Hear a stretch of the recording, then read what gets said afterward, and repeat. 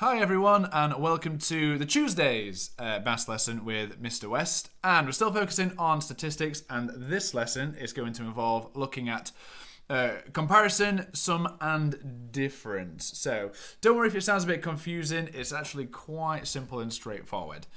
So for the first question you'll be faced with, okay, it says use the table to calculate the number of tickets bought altogether.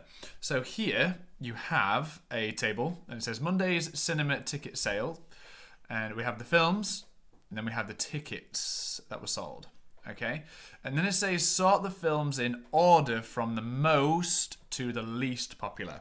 So there's two questions here to be answered. We have a question up here and we have a question down here. So we'll treat that as question 1 and we'll treat that as question 2. So, again, it's all about reading the questions carefully. So, use the table to calculate the number of tickets bought all together. Okay? So, try and have a guess what we're about to do. That's right. We're about to add all of these numbers together because the question says how many have been bought all together. So, pause the video and see if you can do 60 plus 30 plus 40 plus 70, and can you then sort the films in order from the most to least popular? So pause the video, have a go, and when you think you've got the answer, you can unpause it. See you in a second. Okay, welcome back. So let's see if you managed to get the right answers. So do your answers look like these? Excellent. So let's look at the first question. Use a table to calculate the number of tickets bought all together. You can actually use your number bond knowledge for this. Okay, I could do a very long column addition to figure it out. I can even choose to do a column addition for 60 and 30, then another one for 40 and 70, and then add those answers together. Or I know that 6 and 4 go together because that's a number bond of 10, and I can put 3 and 7 together because that's a number bond of 10.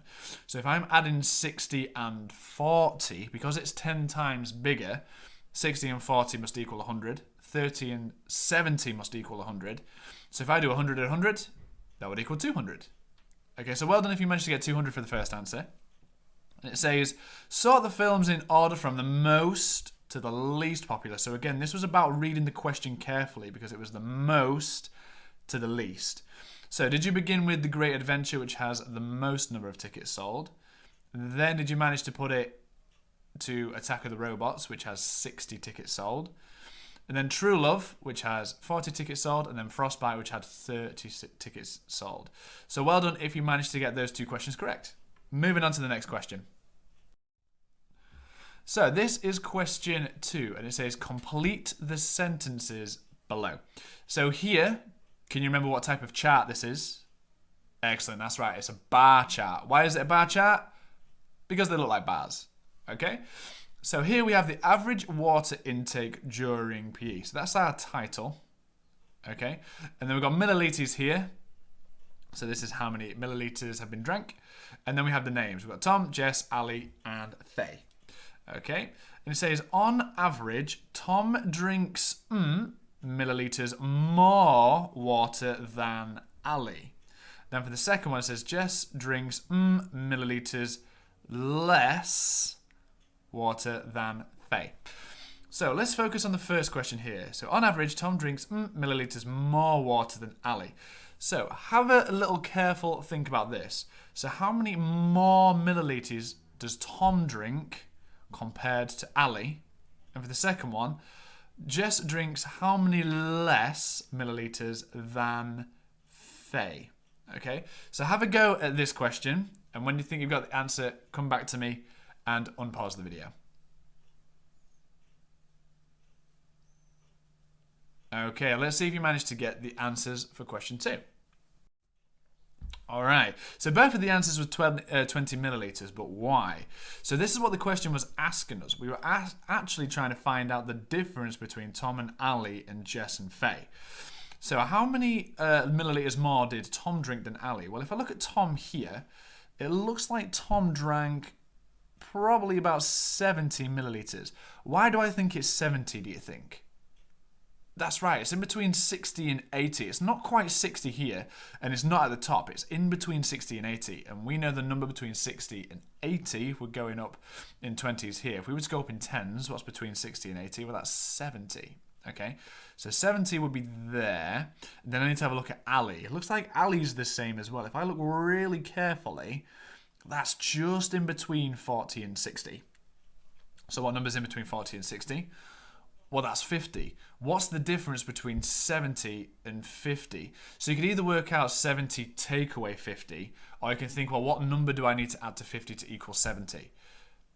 And that's right, that's 20, because 50 or 20 is 70, or 70 take away 50, if I was to do column subtraction, is 20. So either way, you get the same answer. So let's have a look at the Jess one there. So Jess drinks 20 millilitres less water than Faye. Let's see if that's right.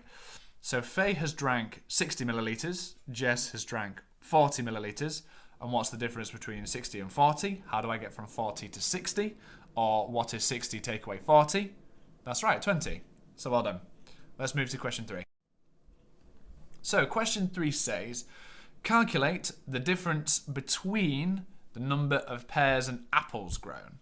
Okay, so we've got fruits grown at Farley Farm each year. Okay, but have you spotted what I need to look at really carefully? That's right, this bit at the bottom here.